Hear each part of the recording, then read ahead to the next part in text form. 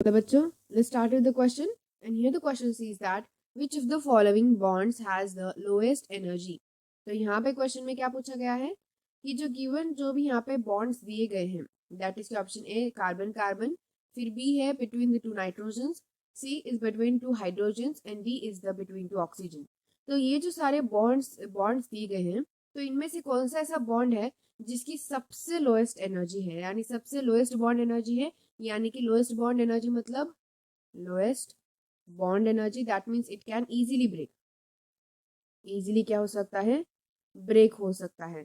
तो इस तरीके का जो बॉन्ड है, गिवन ऑप्शंस में से कौन सा ऐसा बॉन्ड है? तो बेसिकली जब हम बॉन्ड मतलब जो भी कंपाउंड्स के बॉन्ड है उनको अगर अरेंज करते हैं प्रॉपरली इन ऑर्डर, तो सबसे स्ट्रांग है hydrogen hydrogen bond.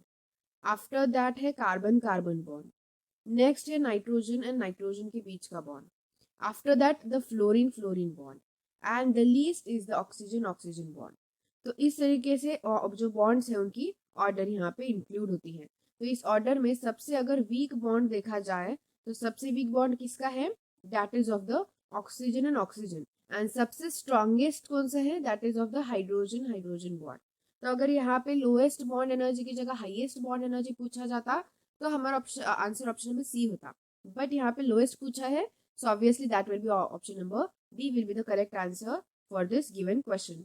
So you have to memorise this कि कौन सी बॉन्ड एनर्जी जो है वो कहाँ आती है, यानी कि सबसे ज्यादा हाईएस्ट है for the hydrogen, after that the carbon, फिर नाइट्रोजन, फिर fluorine and after that the oxygen.